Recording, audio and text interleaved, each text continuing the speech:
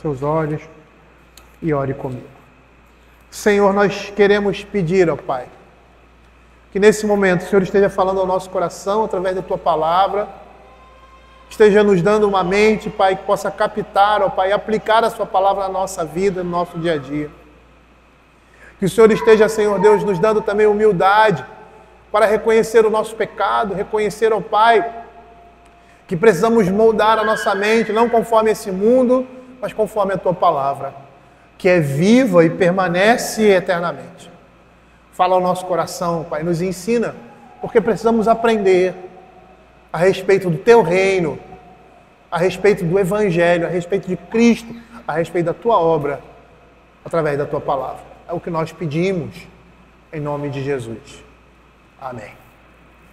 Queridos, nós estamos falando esse tempo sobre alguns tópicos familiares e nossa primeira pregação a respeito disso, nós falamos a respeito das imagens que o relacionamento familiar tem na Escritura, porque são espelhos da revelação divina, da obra de Deus, da pessoa de Deus e do seu relacionamento com o seu povo. E isso não deve ser novidade para nós, porque a Escritura está cheia de exemplos significativos, mostrando realmente quem é o verdadeiro pai, o modelo de marido, esposo, o modelo de esposa, o modelo de filhos, na pessoa de Cristo, na sua obra e na própria natureza divina. E no relacionamento matrimonial, no matrimônio não é diferente. E a coisa, acho que mais importante e interessante, nós sabemos o início de todas as coisas. Como que Deus estabeleceu e como essas coisas devem ser. Como eu falei anteriormente, nós vamos... a pregação de hoje seria parte da primeira parte que nós tínhamos delineado. Vai ser a segunda parte da primeira parte. E provavelmente nós devemos falar mais um domingo ou dois a respeito desse tema. E o meu propósito é tentar explorar ao máximo, até onde eu tenho condições, porque às vezes foge, algumas coisas que nós temos aqui e que vão nortear a nossa prática de vida, que devem nortear a nossa prática de vida, a exemplo da Escritura e a exemplo do Evangelho. E eu gostaria de fazer essa leitura do verso 18 ao verso 25, Nós paramos no verso 19, íamos adentrar o verso 19. E como eu sempre falo na pregação e até nos estudos bíblicos, não tenho pressa em terminar ou falar sobre um tema ou um texto da Escritura. Nós temos aí, se formos nortear o nosso tempo, 1 ano para falar sobre isso. Então, não precisa ter pressa. Meu propósito é expor a Escritura. Diz assim: disse mais o Senhor Deus, não é bom que o homem esteja só, far-lhe uma auxiliadora que seja idônea. Havendo, pois, o Senhor Deus formado da terra todos os animais do campo, todas as aves dos céus, trouxe ao homem para ver como este lhe chamaria, e o nome que o homem desse a todos os seres viventes, esse seria o nome deles. Deu o nome o homem a todos os animais domésticos, as aves dos céus e a todos os animais selváticos. Para o homem, todavia, não se achava uma auxiliadora que lhe fosse idônea. Então o Senhor Deus fez cair pesado sono sobre Adão, sobre o homem, e este adormeceu, tomou uma das suas costelas e fechou o lugar com carne, e a costela que o Senhor Deus tomara ao homem transformou-a numa mulher e lhe a trouxe. E disse o homem: esta afinal osso dos meus ossos, carne da minha carne, chamar-se-á varoa, porquanto do varão foi tomada. Por isso deixa o homem pai e mãe, e se une a sua mulher, tornando os dois uma só carne. Ora, um ou outro, o homem e sua mulher, estavam nus, e não se envergonhavam. Eu gostaria de lembrar algumas coisas que dissemos anteriormente, na exposição passada, algumas pontuais, é lógico, Então, a primeira coisa que eu gostaria de lembrar é da negativa do Senhor após a criação, dizer que não era bom, a partir de tudo que ele fez que era bom, o homem viver sozinho, solitário. E a segunda coisa que eu gostaria de chamar a atenção era aquilo que nós falamos sobre o termo Javé, que aparece aqui, quando ele diz lá, disse mais o Senhor Deus, não é bom que o homem esteja... Senhor Deus. Até esse momento, o termo usado era Deus, Deus, Deus, e agora ele usa um termo Senhor Deus, que é Javé. E essa expressão Javé, ela é mais compreendida adiante quando Deus usa esse nome para estabelecer um pacto com Abraão. E aqui esse nome, inicialmente, ou seja, é a primeira incidência desse nome, aqui em Gênesis, no capítulo 2, depois de Deus ter criado todas as coisas e o nome de Deus ter sido recorrentemente apresentado. E o que nós dissemos é que esse nome, nesse momento aqui, serve para mostrar que há um pacto, uma aliança de Deus com a família, e essa família tem um lugar estratégico e especial na economia divina. Um outro aspecto que nós chamamos a atenção é que Deus, ao criar o homem, primeiro, coloca o homem para cultivar e guardar o jardim do Éden, porque Adão seria o sacerdote e o guardião do jardim com o auxílio da sua esposa. Nós vimos também, no decorrer da exposição, que um dos propósitos do matrimônio é a ajuda mútua. A ajuda mútua, ou seja, ajuda em que sentido? No sentido de cumprir os propósitos de Deus para a vida do homem, como ser humano, como humanidade. Então, a mulher é colocada ao lado do homem, porque sem ela, ele não cumpriria o seu papel estabelecido por Deus. E aí nós falamos que Deus planeja o matrimônio, o qual acarreta intimidade. E essa intimidade é algo que somente o casamento pode proporcionar, esse tipo de intimidade. Ao ponto da Escritura dizer que os dois estavam nus e não se envergonhavam, ou seja, não existem limites para essa intimidade numa relação como essa, porque os dois são uma só carne. Ou seja, a união entre um homem e uma mulher não somente física, mas é também espiritual, como Cristo tem com a sua igreja. E aí nós vimos que Deus cria a mulher como ajudadora, auxiliadora, e que essa designação, essa tarefa que é dada à mulher é a mesma que Deus exerce na vida do seu povo.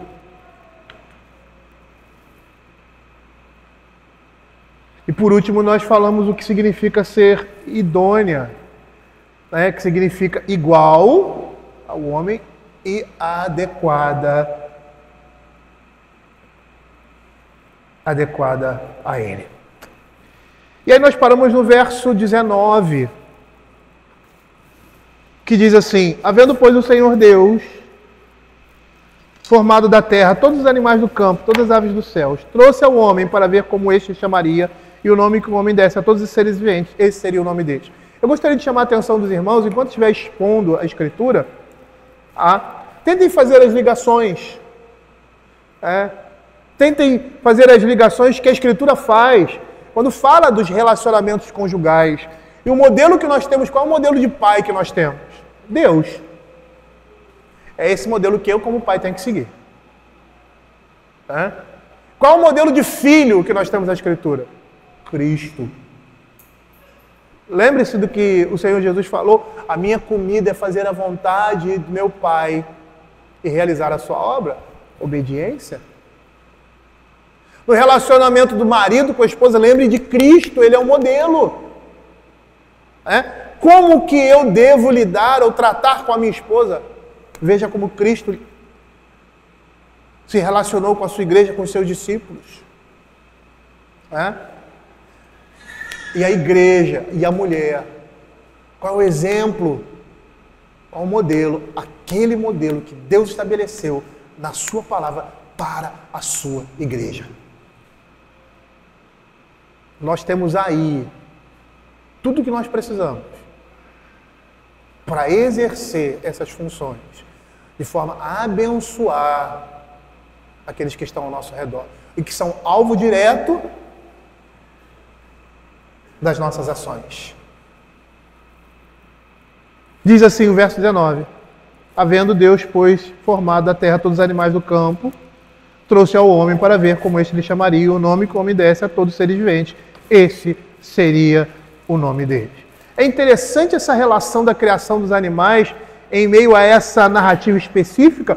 Os animais aqui, eles são mencionados em razão da sua importância para a dádiva da história do matrimônio. Seguindo aqui o mandato cultural, Adão assume a chefia de dar nome aos animais. E dessa forma, Adão está imitando a Deus e mantém o mundo sob o seu domínio. Por quê? Porque atribuir nome, na Escritura e na Antiguidade, e eu acho que hoje também tem esse caráter, não tão forte assim, é um ato de autoridade nas Escrituras e no mundo antigo. É muito interessante falar, porque eu falei anteriormente sobre isso, mordomia. O homem é mordomo de Deus. Eu me lembro de um filme policial que eu gostava muito de assistir, era Magnum. Ele tinha uma Ferrari vermelha, ele morava na casa de um homem milionário. Só que esse homem milionário nunca aparecia no filme. Ele era citado. E quem estava na casa era o mordomo. E é muito interessante, porque o mordomo, e você via isso muito claramente, o mordomo, ele tinha domínio sobre todas as coisas, mas ele não era o dono. E isso fica muito marcado no filme. Ele como uma pessoa que representa o dono da casa. E de vez em quando ele pregava algumas peças no Magnum, jogava os cachorros em cima dele, fazia algumas coisas, fechava a porta, e algumas coisas assim. E eu me lembro que esse é um exemplo muito claro da nossa mordomia nesse mundo. Nós somos mordomos de Deus. E é exemplo desse homem de ter à sua disposição todos os bens do dono da casa. Ele não é o dono da casa. E ele fazia tudo quanto o dono da casa mandava na sua ausência. Adão aqui está exercendo a sua função de mordomo estabelecida por Deus, porque Deus o chamou a ter autoridade, a ter domínio, e ele exerce esse domínio aqui na criação. O homem exerce domínio na criação, atribuindo nome aos animais. Matthew Henry vai dizer que Deus deu permissão a Adão para que nomeasse os animais como seu senhor subordinado, pois tendo criado a sua própria imagem, Deus assim concedeu a Adão um pouco da sua honra. Pela narrativa, no verso 20, nós vamos ver, versos 20 e 21, deu nome ao homem a todos os animais domésticos, as aves dos céus, não se achava auxiliadora que lhe fosse idônea. Adão, com isso, deveria compreender por sua própria experiência que não é bom viver sozinho, com o propósito de apreciar a dádiva da mulher na relação conjugal. Eu me lembrei de uma coisa aqui. De maridos que reclamam de suas esposas. A gente sempre tem alguma coisa errada, tanto maridos como esposa. E às vezes a esposa ou o marido vai ter que, isso aqui não tá bom, isso aqui, Mas eu não estou falando disso, que é coisa comum, quando duas pessoas estão se desenvolvendo e crescendo na vida conjugal. Esses ajustes, eu estou falando daqueles ou daquelas que reclamam constantemente dos seus esposos, que não estão gratas diante de Deus pelo seu cônjuge. Eu estou falando aqui de alguma coisa ideal, ou seja, eu estou falando aqui no ambiente cristão. Por quê? Porque muitas vezes nós caímos em ciladas e armadilhas e nos unimos com pessoas que nós não deveríamos nos unir. Nós não devemos ficar reclamando o tempo todo também. Mas maridos que não são o que deveriam ser e mulheres que não são o que deveriam ser nunca. A Escritura está dizendo para você que você deve apreciar a dádiva da sua esposa, o companheirismo dela, a amizade, a sua relação, como algo excelente, como algo divino. Adão, diante dessa situação, ele deveria olhar para a natureza e perceber que estava faltando alguma coisa para ele. Alguém que fosse correspondente igual. E esse era o propósito dele olhar a criação, ver a disposição divina e perceber, opa, Deus tem razão. Não é bom eu viver sozinho. Eu não vou conseguir cumprir os propósitos de Deus na minha vida, para a igreja, para a sociedade, para esse mundo, sozinho. Pedro Marty Vermigli, um reformador do século XVI, 15 e 16, ele faz o seguinte comentário a respeito disso. Ele diz assim: os animais não foram colocados diante de Adão como se Deus quisesse descobrir alguma auxiliadora adequada para o homem, para o homem podia ser encontrado entre eles. O Senhor sabia perfeitamente bem que isso não aconteceria, mas trouxe os animais para que sua dádiva fosse bem recebida por Adão e ainda mais, para que ele não pensasse que era desnecessária a criação da mulher, pensando que algo pudesse ser encontrado entre os animais tão adequado para ele quanto a mulher. Isso é uma verdade também com relação ao homem, porque hoje em dia o feminismo diz que é muito melhor viver sem um homem, é melhor viver sozinha. Essa é a ideia. Por isso que muitos relacionamentos existem, mas não existe casamento. Porque essa é a perspectiva. Porque se não der, dou um chute. Que é melhor ficar só. Veja a necessidade do matrimônio na vida de um homem e de uma mulher. Deus quis que Adão aprendesse por si mesmo que nenhuma auxiliadora tão adequada quanto a mulher seria encontrada. Eu estava pensando sobre isso. Eu achei interessante. Às vezes a gente acha que a Escritura, assim, não vai falar nada a ver o que ele está falando aqui, né, a respeito da Escritura, e a conclusão dele é correta. Por que ele disse isso? Nós vemos hoje uma sociedade que se relaciona com animais, que pessoas preferem ter um animal, um cachorro, um gato, do que um marido e uma esposa. Um cachorro, um gato, do que os filhos. Aí a gente percebe como isso é sábio da parte de Deus, porque mostra de outro lado a nossa bestialidade, por causa do nosso pecado.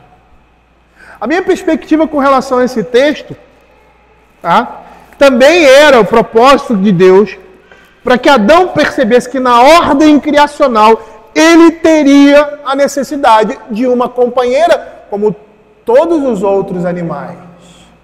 Como a criação estava sendo trazida diante dele. Matthew Henry diz que essa situação se dá para que o homem perceba que entre as criaturas inferiores não haveria uma parceria adequada. É interessante que eu vou falar uma coisa que você vai dizer assim, o que tem uma coisa com a outra? Tem tudo a ver. Quando nós percebemos que algumas pessoas dizem assim, o cão é o melhor amigo do homem. O melhor amigo do homem é a sua esposa. Até mesmo nas relações iguais, o melhor amigo de um homem é um outro homem. O melhor amigo de um homem, de uma mulher, é uma outra mulher. O melhor amigo de um homem é sua esposa. Matthew Henry, a partir disso, tá?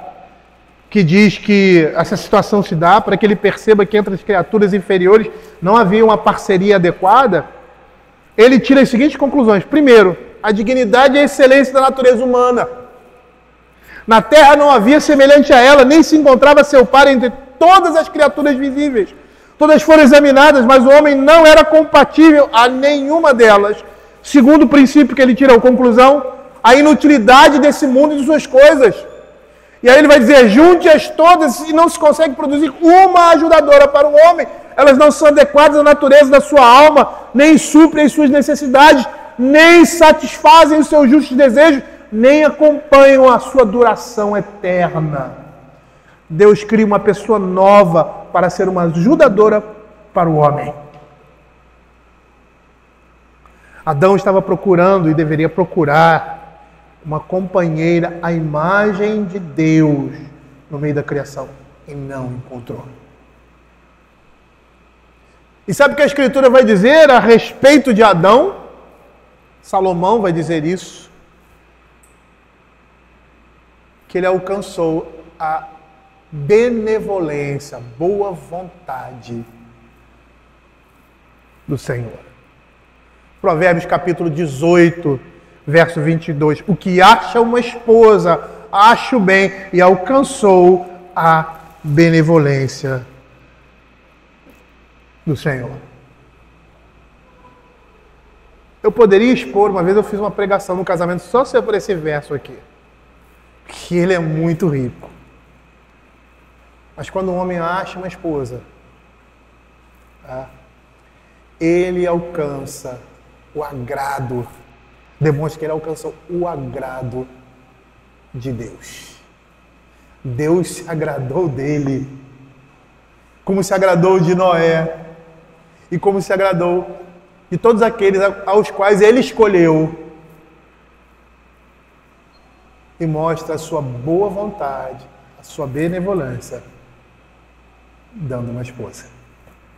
O verso 21 diz assim, então o Senhor Deus fez cair pesado sono sobre o homem, depois dele perceber a necessidade, depois dele perceber a singularidade da sua condição, Deus cria a mulher. Então o Senhor Deus fez cair pesado sono sobre o homem, e este adormeceu, tomou uma das suas costelas e fechou o lugar com carne.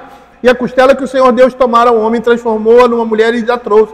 E disse o homem, esta afinal osso dos meus ossos, carne da minha carne, chamar-se-á varoa, porque do varão foi tomada. O que nós temos nesses versos aqui é a criação da mulher, que é formada a partir do homem, da sua costela. Nós fomos ver o relato da criação em Gênesis capítulo 1, nós vamos ver um relato geral, e aqui nós estamos vendo de forma mais específica. E quando nós entramos, quando lá no verso 26 e 27 do capítulo 1 fala da formação do homem e da mulher, o capítulo 2 ele especifica como essas coisas acontecem. E é muito interessante que nessa especificação ele diz o homem é formado primeiro, depois a mulher, que é criada do homem e para o homem. Veja o que 1 Coríntios capítulo 11, verso 8 e 9 diz, porque o homem não foi feito da mulher, e sim a mulher do homem, porque também o homem não foi criado por causa da mulher, e sim a mulher por causa do homem. Matthew Henry vai dizer que essas coisas que são mencionadas são razões para humildade, modéstia, silêncio e submissão do sexo feminino de modo geral. E quando ele fala de silêncio, ele está dizendo aqui, em linhas gerais, tá, do limite que ela precisa e deve ter.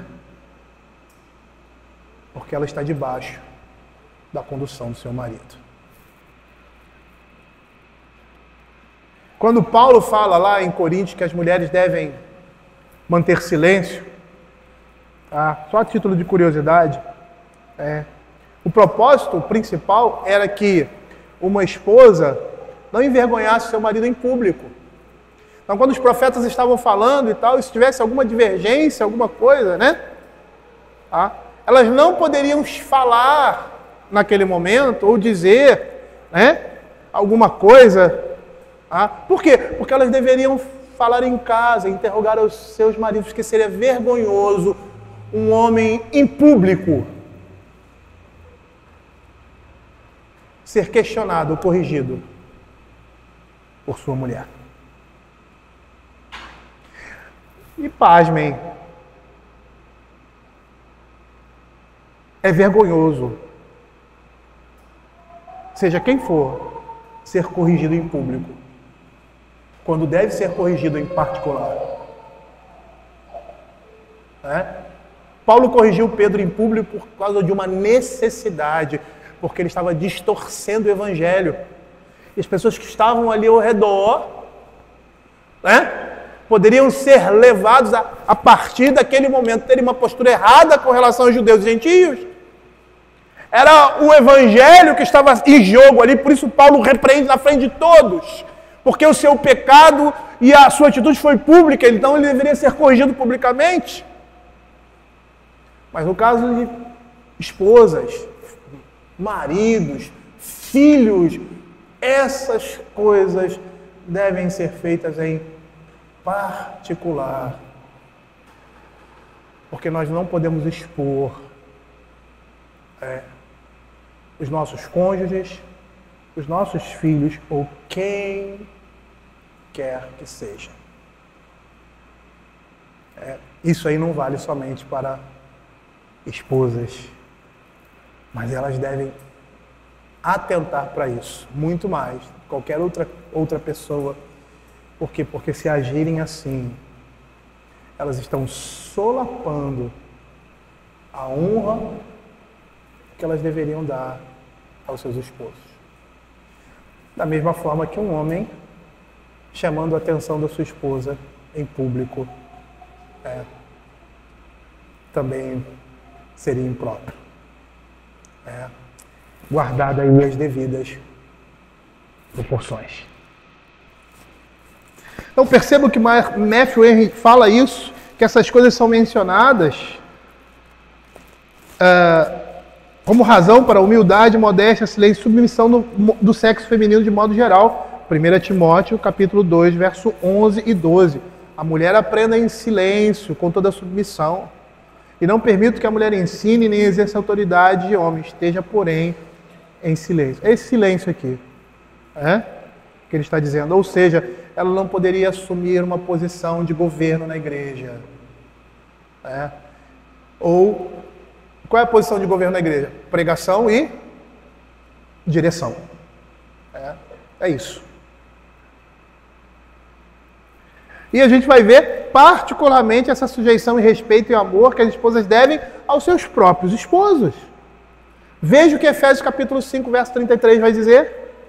Quando Paulo termina a sua exposição, ele diz assim: não obstante, vós, cada um de per si, também ame a sua própria esposa. É isso que o marido deve à mulher.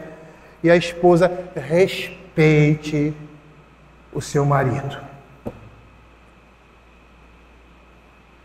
O que Deus exige das mulheres é respeito. O que Deus exige dos homens, da sua liderança, é amor. E é muito interessante nós pararmos para pensar no que significa o sentido dessa palavra respeito. Respeito aqui é tratar com consideração em relação a alguém que lhe é superior. As mulheres devem ter respeito aos seus maridos, tratá-lo com consideração como se em relação a alguém que lhe é superior, dedicando reverente respeito, ou seja, terem grande consideração. Mas olha que interessante aqui. Mais interessante é isso. Mais interessante. O marido é o cabeça, é o homem, deve amar. A sua mulher deve respeitá-lo. É isso que ele necessita como homem. A sua alma anseia por isso. Da mesma forma que a alma da mulher anseia pelo amor, pela proteção, pelo cuidado do seu marido. Mas olha o que é interessante. Essa é a mesma linguagem que Pedro vai usar para os maridos com relação às suas esposas. É a mesma linguagem. Lá em 1 Pedro capítulo 3:7, aquilo que a palavra de Deus exige das mulheres, exige também dos homens. Maridos, vós igualmente vivei a vida comum do lar com discernimento e tendo consideração para com a vossa mulher como parte mais frágil, tratai-a com dignidade. Consideração, dignidade, são sinônimos da palavra no original de respeito, porque sois juntamente herdeiras, como parte mais frágil, porque sois juntamente herdeiros da mesma graça de vida, para que não se interrompam as vossas orações. O homem, como cabeça, deve tratar sua esposa com a mesma consideração e respeito que ela deve ter por ele, por ser seu cabeça.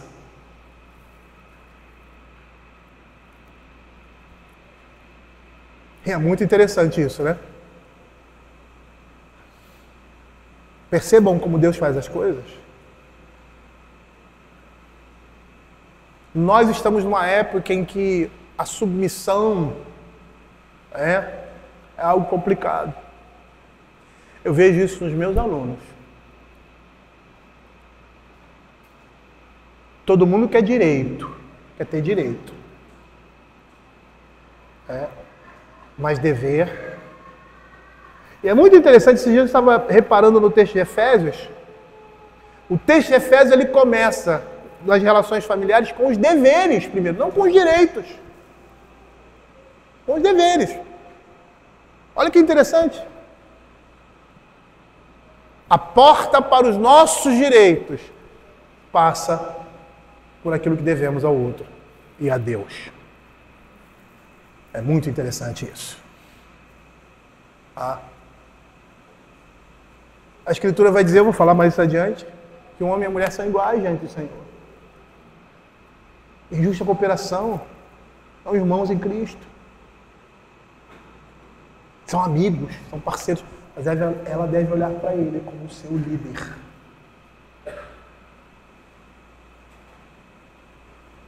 Da mesma forma, o homem deve olhar para sua esposa como aquela que ele vai guiar e conduzir. Como aquela que ele vai amar. E o mesmo tratamento que ela deve dar a ele, é o tratamento que Deus requer que ele dê a ela. E olha que interessante, o homem ele é a glória da criação. O homem foi criado depois de todas as criaturas como o melhor e mais excelente. Eva, então, tendo sido criada depois dele, a partir dele, atribui uma honra ao sexo feminino equivalente à glória do homem. E é muito interessante isso, porque não existe eu sou melhor, a mulher é melhor, o homem é melhor, né? As pessoas até individualmente podem ser melhores em algumas coisas do que outras, e assim a gente se completa. Mas perceba, a mesma excelência que o homem tem e que é dada por Deus, a mulher tem e deve ser dada pelo homem. Lá em 1 Coríntios, capítulo 11:7, a Escritura vai dizer que a mulher é glória do homem. E é muito interessante nós entendemos o que isso significa. Matthew Henry vai dizer que se o homem é o cabeça, ela é a coroa da criação visível. O homem era pó, mas a mulher é o pó duplamente refinado. Alguém ainda mais distante daquilo que poderia ser considerado comum.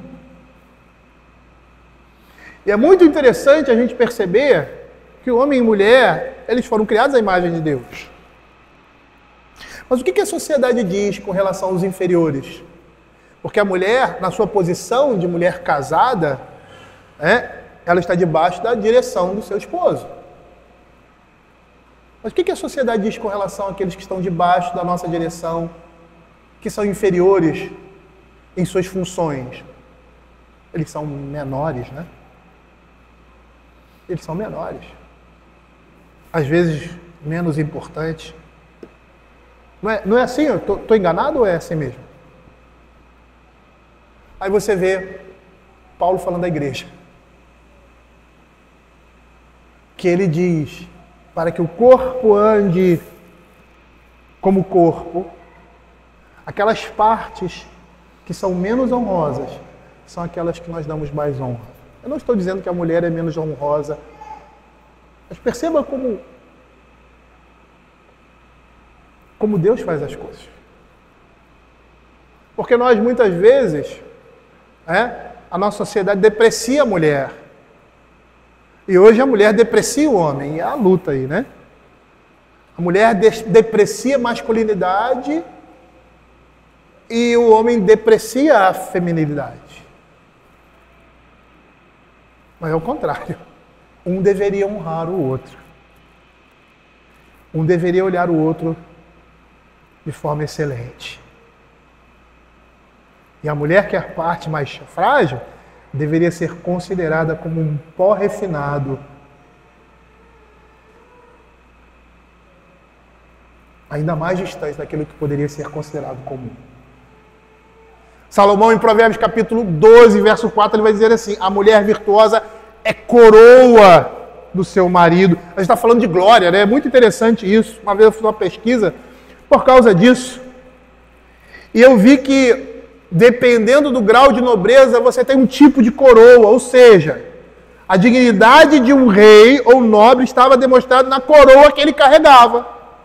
Quanto mais bela a coroa, mais cheia de ornamento, mais dignidade tinha aquele que a carregava. Provérbios 31, 23 vai dizer que o marido de uma mulher virtuosa é estimado entre as mais altas autoridades por causa das virtudes de sua esposa. Então, o cara vai olhar para uma pessoa que está entrando ali com a coroa e ele vai identificar a nobreza daquele homem pela coroa.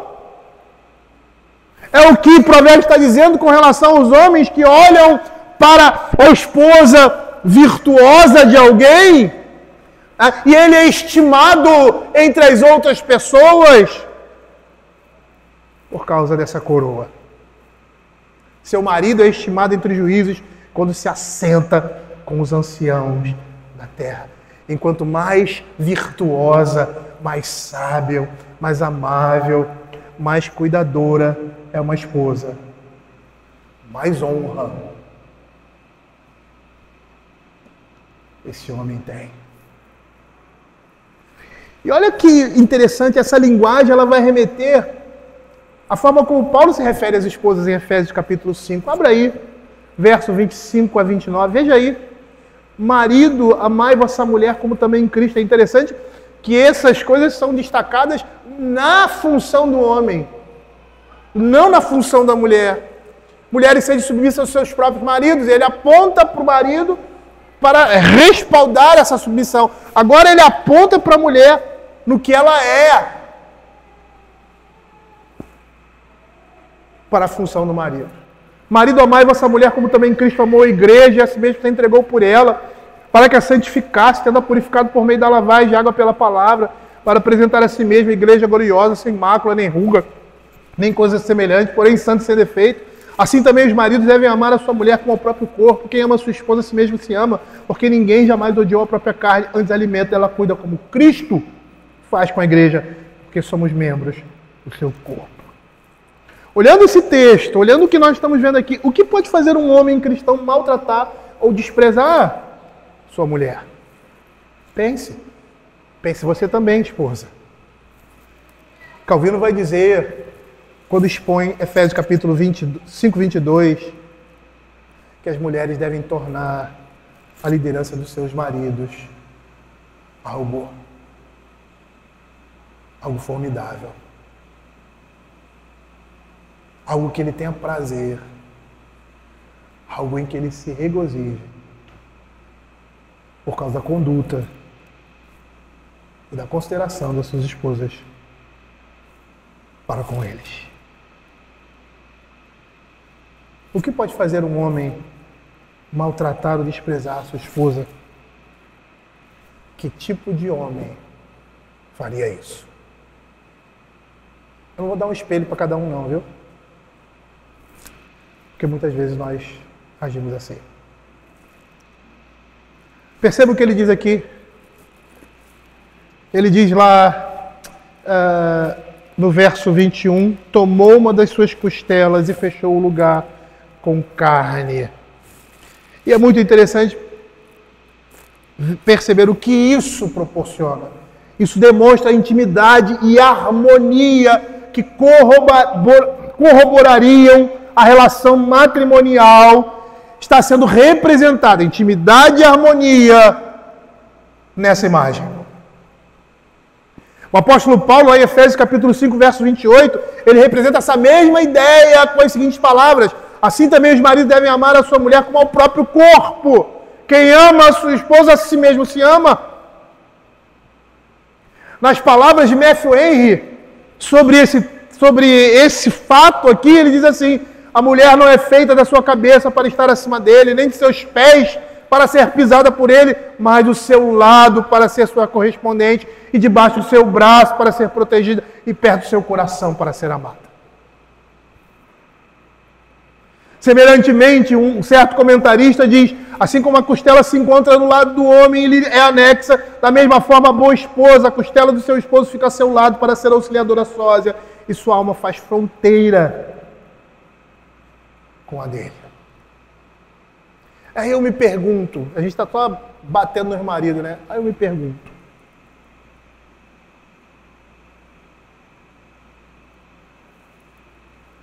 por que, mulher, muitas vezes você quer tomar a dianteira? Por que você quer ser independente e não quer ser protegida pelo seu esposo?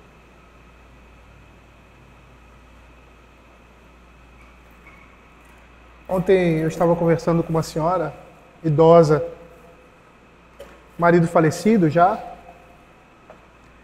e ela me falou de alguns problemas que ela teve com a sua vizinhança, há muito tempo atrás. E uma de suas filhas estava ali também presente e tal. E ela falou assim, que ela desceu para conversar com a pessoa, que não sei o que, falou e disse tal. Aí a sua filha disse que ela não deveria ter feito isso. Ela deveria ter esperado o seu esposo. Ela falou, ela deveria ter esperado o papai para resolver isso.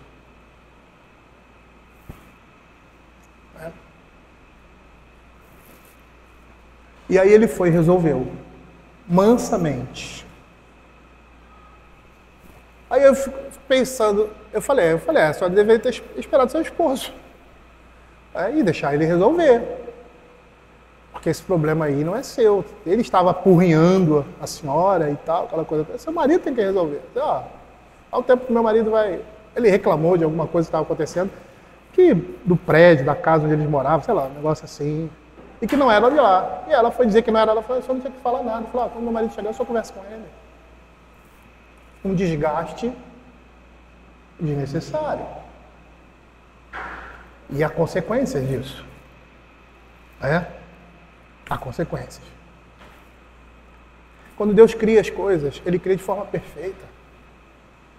E mesmo depois da maldição do pecado, a bênção de Deus está em fazermos aquilo que Ele determinou.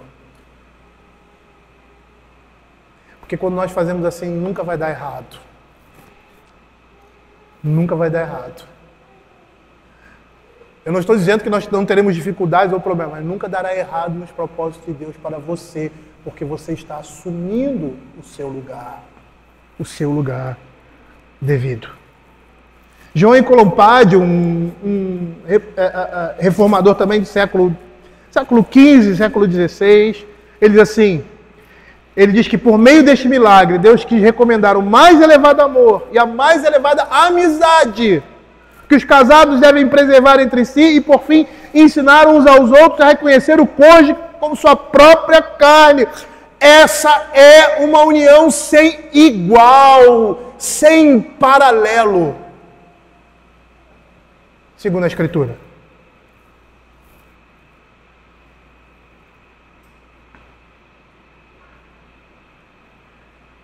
Não existe relacionamento mais forte e mais íntimo que esse.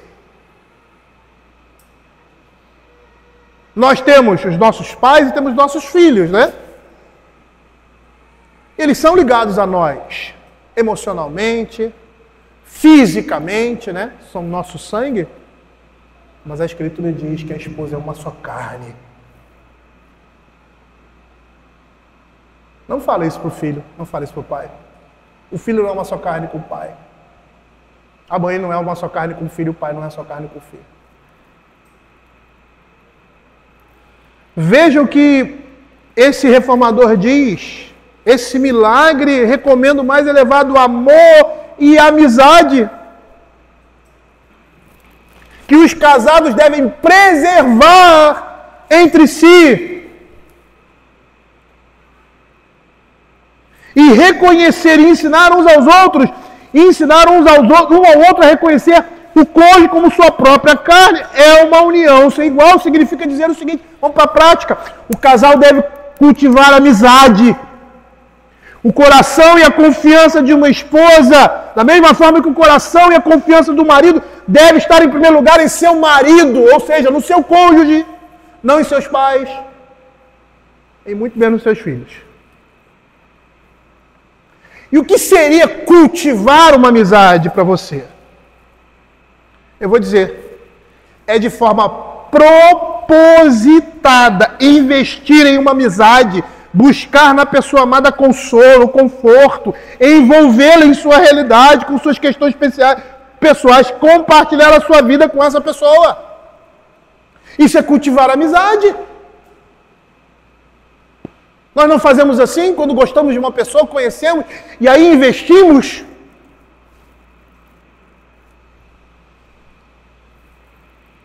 E é muito interessante nesse aspecto, porque nossas esposas querem ser ouvidas. E nós, homens, devemos ter essa sensibilidade. Por sua vez, a presença da mulher é suficiente para o homem. Imagina se não fosse, né? Mas os dois querem falar, né?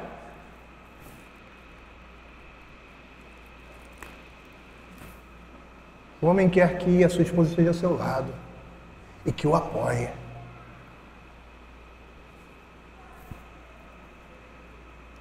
Percebam que são necessidades distintas, mas que se completam.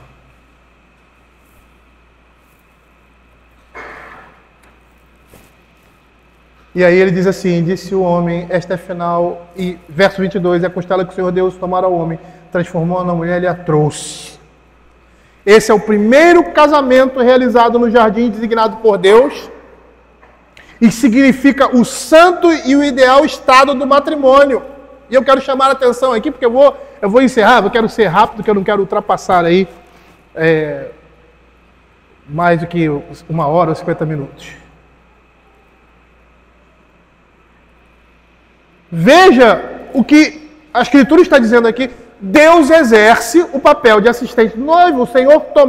O Senhor traz essa mulher e dá ao homem. Esse é um princípio. Por quê? Porque Deus está exercendo o papel de assistente do noivo. É Ele que entrega ao homem a sua esposa. Provérbios 18, 22 vai dizer isso. O que acha uma esposa, acha o bem e alcançou a boa vontade de Deus.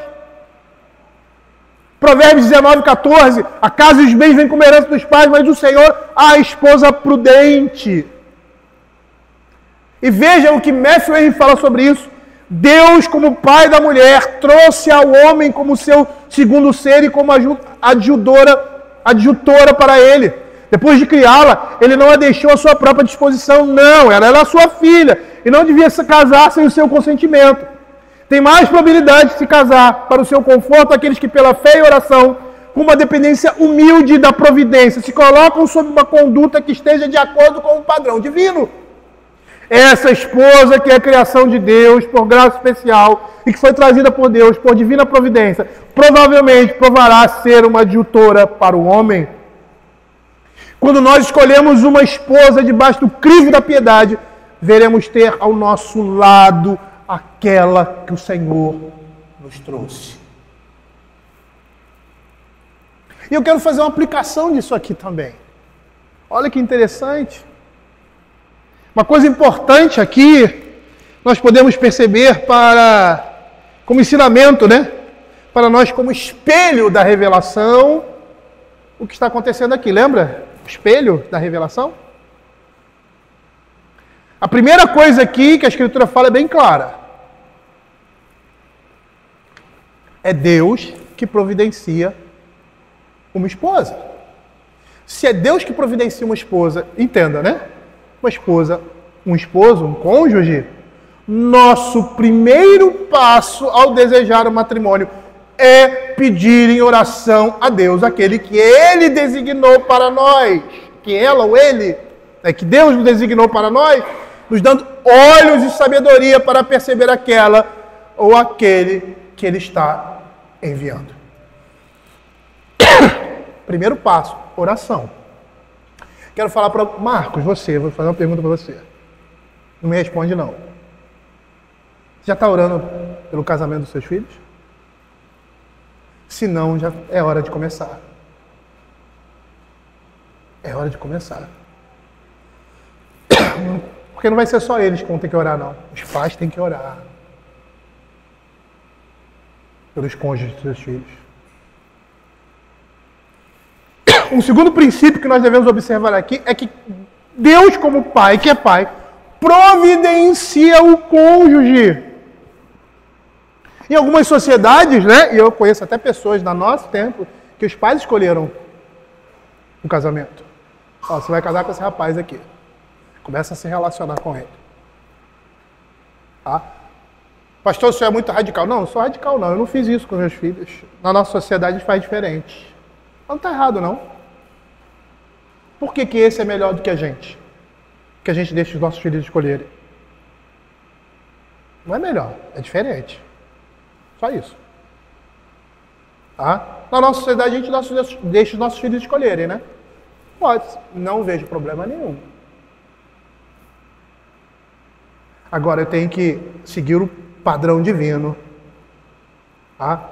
E qual é o padrão divino? Estar envolvido na escolha de uma esposa ou de um esposo para os nossos filhos.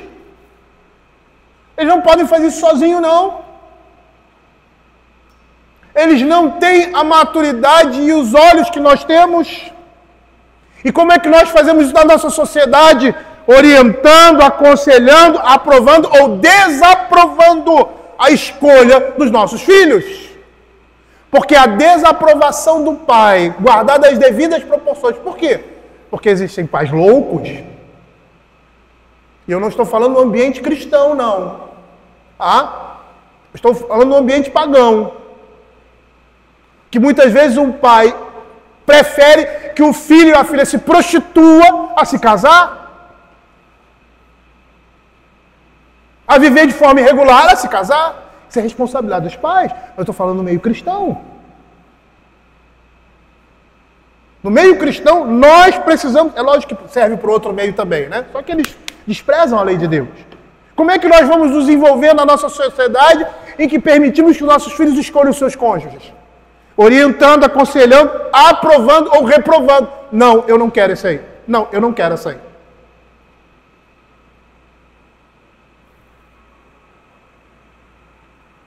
Por quê? Porque é Deus quem traz a esposa, o esposo para o crente.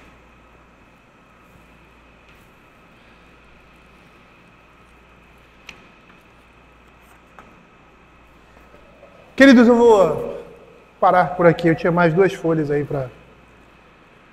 Vou parar por aqui.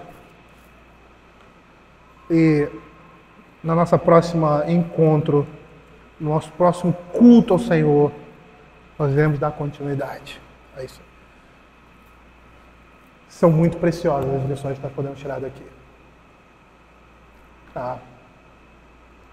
Muitas coisas que vão alegrar a nossa alma e que vão evitar na nossa vida problemas seríssimos. Aí chega o indivíduo depois da pregação do pastor, pastor, eu não fiz nada disso. pastor. Aí eu olho para ele assim e digo assim, você era crente anteriormente? Não. Então daqui para frente isso vai fazer sentido para você. Pastor, eu não sabia disso, eu sou crente, mas não sabia disso. Não peça perdão pelo seu pecado. Eu também tenho que pedir perdão pelo pecado, porque mesmo não sabendo, está pecando. Peça perdão pelo seu pecado. E agora, você e sua esposa têm todas as oportunidades do mundo de tornar a sua realidade e a realidade da sua descendência. Porque Deus aprove salvar você nesse momento, para que a partir de agora você tenha uma novidade de vida. E isso é o que acontece com todos nós. É o que acontece com todos nós. E que o Senhor esteja nos dando graça para olharmos aquilo que tem sido errado nas nossas vidas e corrigirmos isso. Eu vou falar isso com muito temor.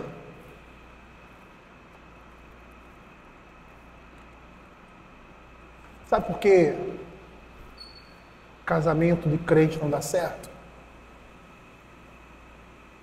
Sabe por quê? Porque eles não querem.